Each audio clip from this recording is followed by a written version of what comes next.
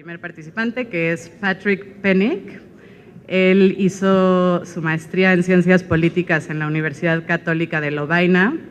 Es secretario ejecutivo del Grupo Pompidou del Consejo de Europa.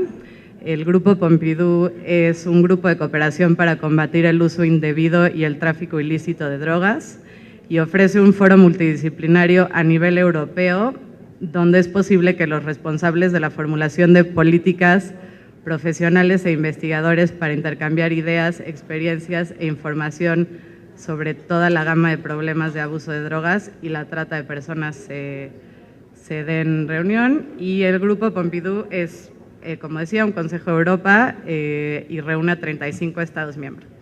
Patrick, tienes la palabra.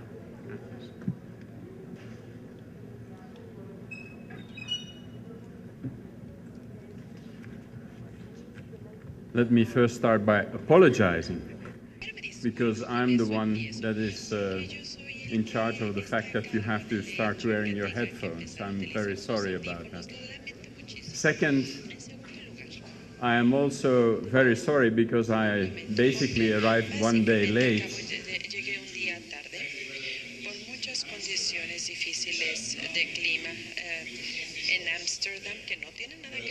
Coffee shops de ahí, ¿verdad? Simple y sencillamente fueron las circunstancias climatológicas. Y en tercer lugar, estoy agradecido porque no estoy en esa mesa redonda, porque no represento a una organización no gubernamental, sino los organizadores sí me permitieron a dirigirme a ustedes en esta sesión. Muchas gracias por eso. Entonces, en primer lugar, quisiera yo agradecer a la Cámara de Diputados porque me invitaron, y en particular al señor Fernando, al diputado Fernando. Muchas gracias, muchas gracias. Pero también me gustaría agradecer a los centros de integración juvenil porque me permitieron tener una experiencia ayer. Visité la unidad de hospitalización de Naucalpan. Estoy muy agradecido porque hablar de un problema, de un tema, también es muy importante conocer las realidades que se representan, que se tienen, y no nada más la parte teórica. Entonces, dicho esto, preparé una presentación de 3 horas, pero como mi vuelo sale un poco antes, lo voy a reducir a 20 minutos. En primer lugar,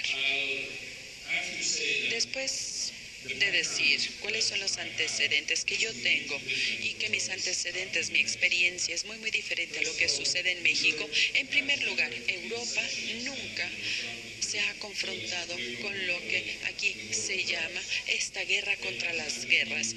Nunca se ha materializado en tal medida en Europa.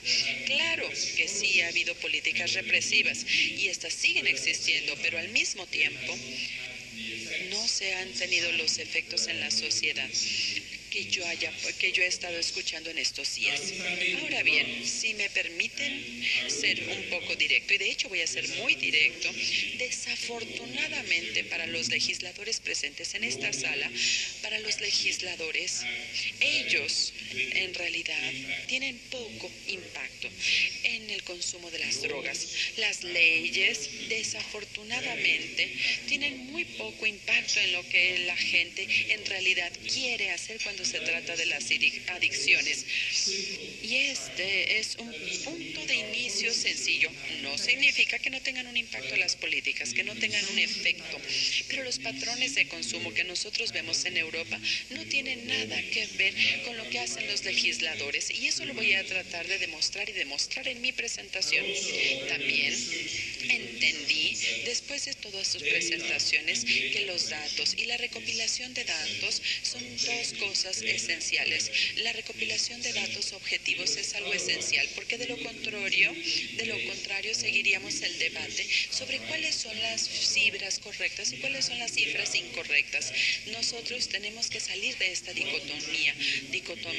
Lo que estamos tratando de hacer nosotros a nivel europeo fue crear un observatorio europeo que es el Centro de Monitoreo de las Drogadicciones y de las Drogas, y el tipo de debate que tenemos ahí sobre los datos por ninguna manera es igual.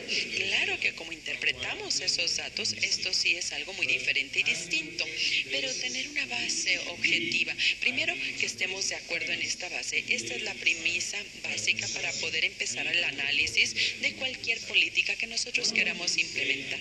Uno de estos datos es para nosotros y nosotros lo empezamos en el grupo Pompidou y les voy a decir en pocas palabras lo que nosotros hacemos. Lo que ya tratamos de hacer hace 13 años fue establecer indicadores sobre cómo vamos a medir estas cosas. Y ahora, uno de los primeros indicadores para medir la importancia del consumo de drogas fue la demanda, el indicador de demanda de tratamiento. Sigue siendo uno de los indicadores importantes que nos dicen cuál es el problema en un país y también para nosotros en una región completa. Ahora bien, antes de empezar, para nosotros en Europa el problema de las drogas es cada vez más complejo. No estamos hablando de una sustancia, sino que estamos hablando cada vez más y más sobre lo que nosotros llamamos el uso de polidrogas, nuevas sustancias psicoactivas. Los productos tradicionales, y ya lo dijeron hoy en la mañana en una de las mesas, los productos tradicionales están muy estables en términos de consumo. En ciertos países hasta está bajando el consumo, pero lo que nos estamos enfrentando en Europa y lo que estamos confrontando en Europa es que en el 2013, por ejemplo, nos confrontamos y enfrentamos 81 sustancias nuevas, 81 sustancias que no son ilegales. Esas 81 sustancias son nuevas, sustancias psicoactivas con frecuencia de naturaleza química, con frecuencia se hacen coproductos que tienen una referencia con respecto a los productos existentes tradicionales, pero este es el punto clave, es en lo que nos tenemos que concentrar, en los muchos productos nuevos que están llegando al mercado. Probablemente también déjenme empezar diciendo lo siguiente, probablemente hasta decepcionándolos, no hay solución mágica, no hay política mágica. Si esa política mágica existiera, todos la cumpliríamos. Si en Europa, donde tenemos una diversidad de experimentaciones y de experimentos en los 47 países que representan el Consejo Europeo, no hay un solo modelo para el que digamos, este es el que sabemos tenemos que seguir. Y les voy a dar un ejemplo de eso.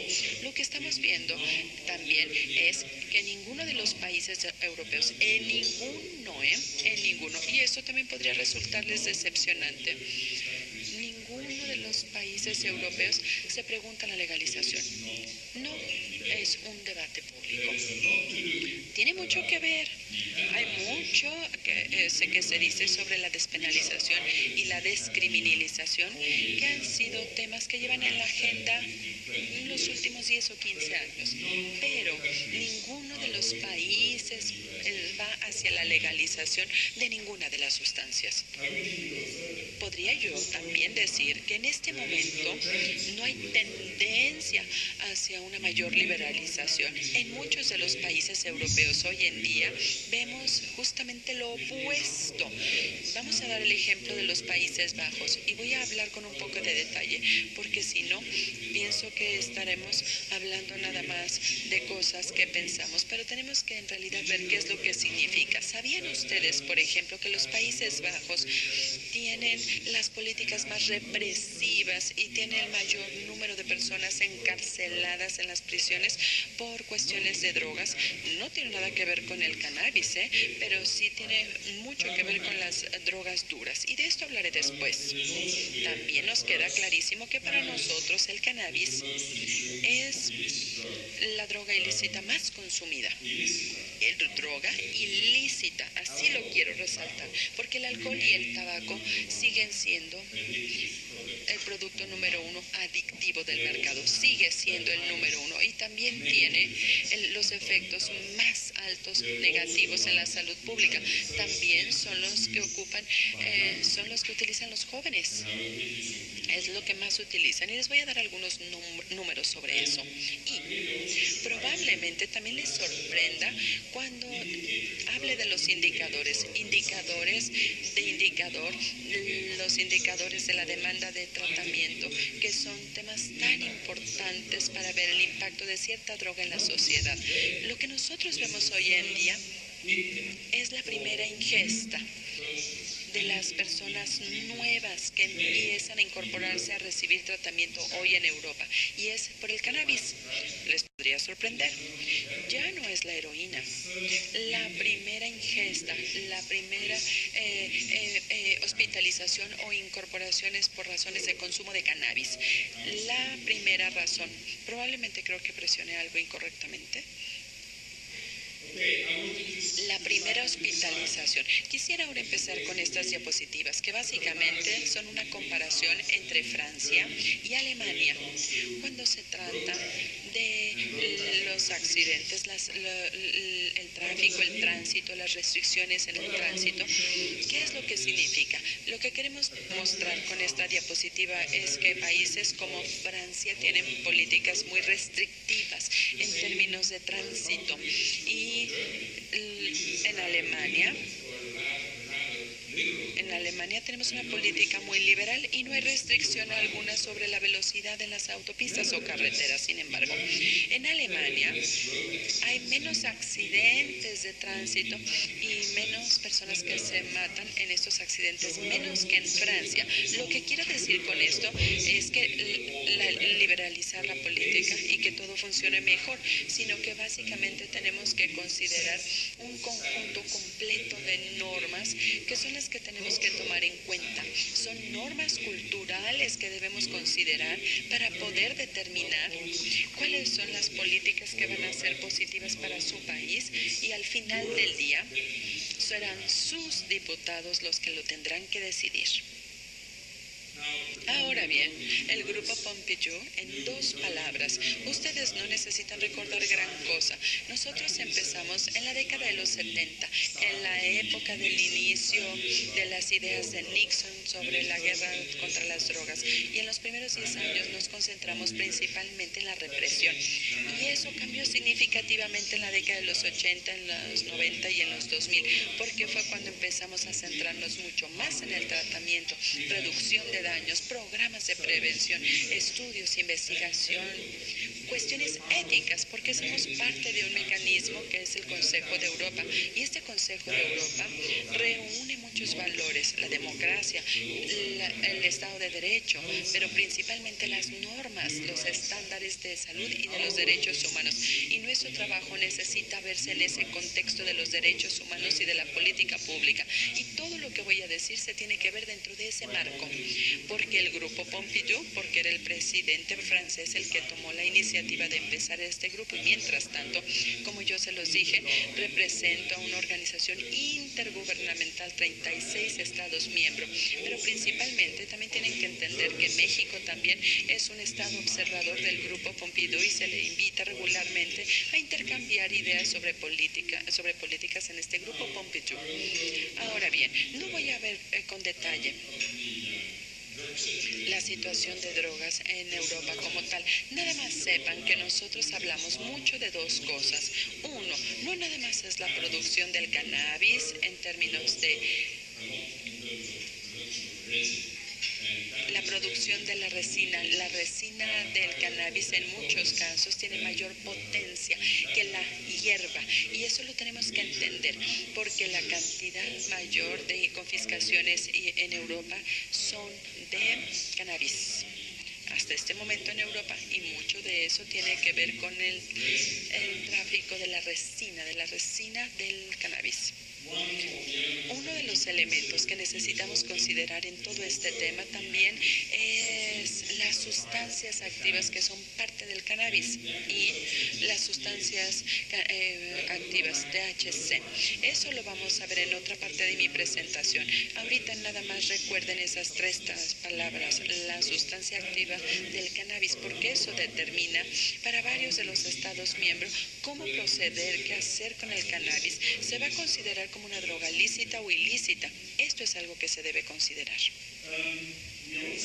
También tenemos que ver, si ustedes ven, por ejemplo, el porcentaje de cannabis, de consumo de cannabis en Europa, van a ver ustedes, y mientras les estoy mostrando esta diapositiva, les quisiera decir que la relación que existe entre la política de un país, ya sea una política más liberal o una política más restrictiva, de hecho, tiene mínimo impacto en los patrones de consumo. Y tomemos el siguiente punto de inicio. Ninguno de los países europeos, en ninguno de estos países, el cannabis es legal. También, cuando vemos la prevalencia de los últimos 30 días en el consumo de cannabis, también vemos que algunos de los países que tienen las políticas más restrictivas básicamente están del lado izquierdo de esta diapositiva, que son países como Bulgaria y como Rumanía, que tienen una política sumamente restrictiva y que tienen un consumo mínimo de cannabis. Por otro lado, tenemos países como Dinamarca, que tienen una política mucho más liberal, que tiene un mayor consumo. Eso es por eso que les digo que estén pendientes los legisladores, porque no necesariamente lo que ustedes decidan va a tener un impacto inmediato en los patrones de consumo. Para mí también de suma importancia es cuando vemos las estadísticas del alcohol y del tabaco, entre otros. El alcohol y el tabaco, productos lícitos, con el impacto a la salud más grande en nuestras sociedades actuales. Si nosotros vemos el consumo de los últimos 30 días en los niños de 15 a 16 años, casi el 70% de consumo de alcohol entre los 15 y 16 años de edad. El consumo de cigarrillos, aproximadamente el 30%, uno de cada 3. Y luego llegamos al uso de los últimos 30 días, 5 y 6%. El consumo de cannabis. Esto es lo que tenemos que considerar. También, otra consideración que ya fue mencionada anteriormente, en qué medida la legalización de un producto o el hecho de que un producto sea legal tiene un impacto en cómo es percibido. No conocemos en ese sentido el cannabis en Europa. Lo que sí sabemos son las sustancias nuevas psicoactivas que llegan al mercado y en el momento en el que se vuelven ilícitas por las consecuencias a la salud negativas, vemos una reducción radical en el consumo de esos productos.